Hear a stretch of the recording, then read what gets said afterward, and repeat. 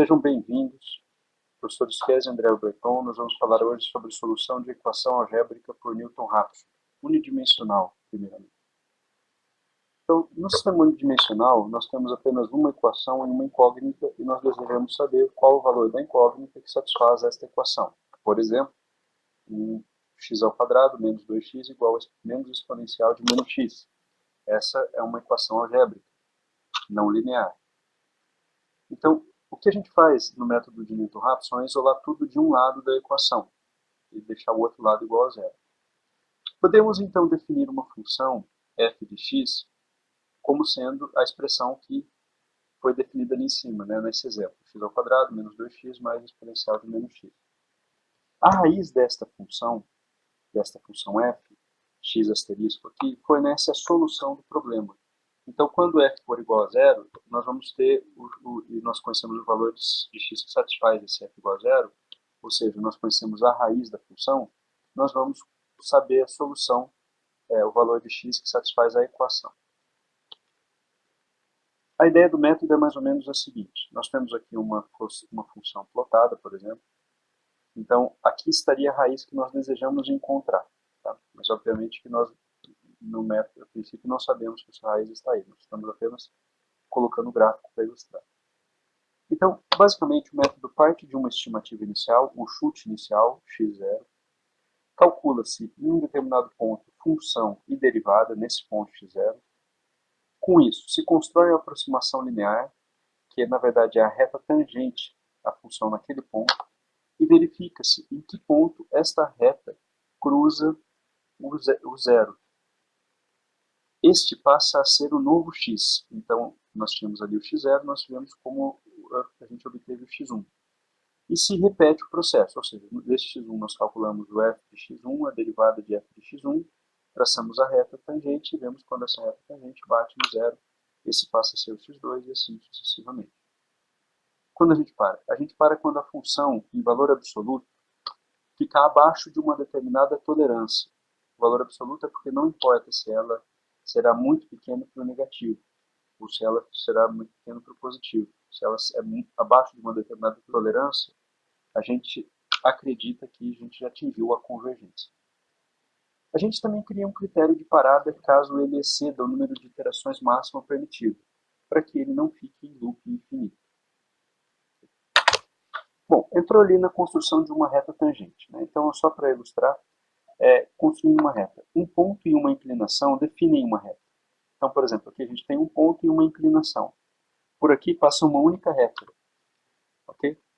Que, dando valores numéricos exemplificados, por exemplo, se o ponto for x igual a 2 e o y for 0,5 e a inclinação for 0,56, a equação da reta é essa daqui de baixo, onde nós temos y igual a 0,5, que é o valor da função do y no ponto, mais x menos 2, o 2 ali é o valor de x no ponto, vezes 0,56, que é a inclinação.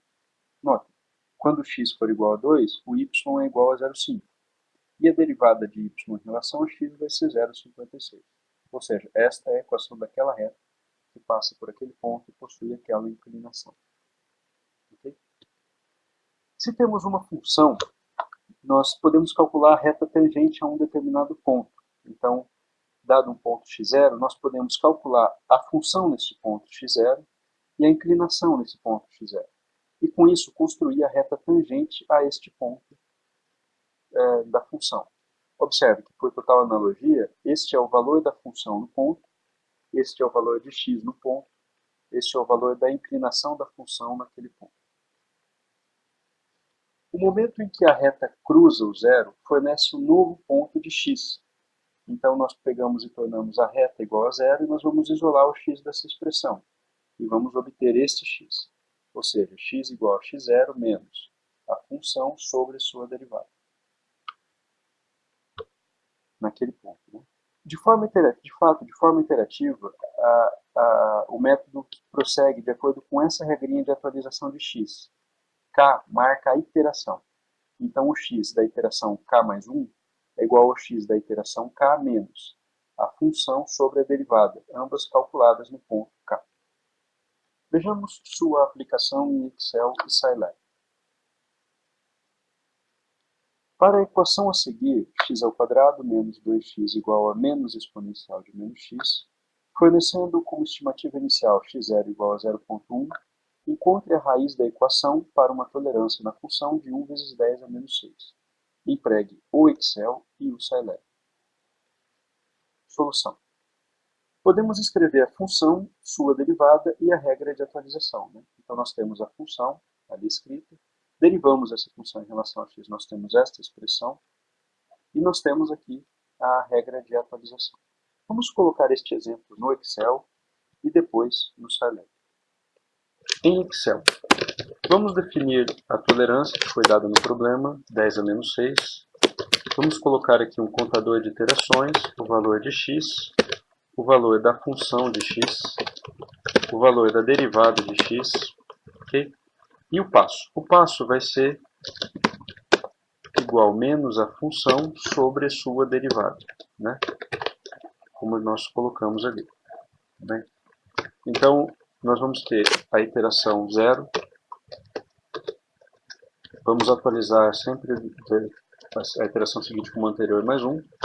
Nós começamos com a estimativa inicial de x igual a 0,1. Vamos escrever a função x² menos 2 vezes x mais exponencial de menos x. Ok?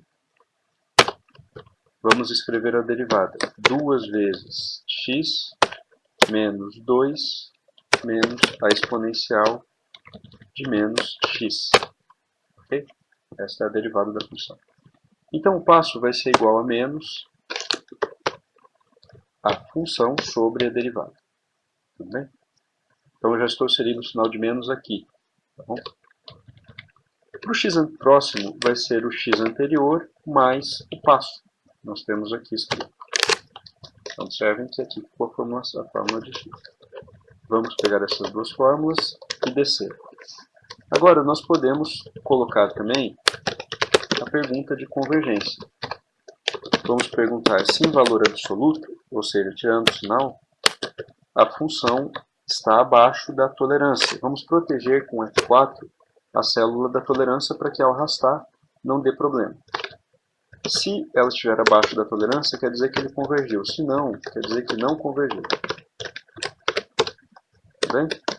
Então vamos arrastar também essa célula. Agora todos estão com fórmulas aqui embaixo, nós podemos simplesmente arrastar. E observe ali que na quarta iteração, a função já foi para o valor de 10 a menos 12. E nós atingimos a convergência.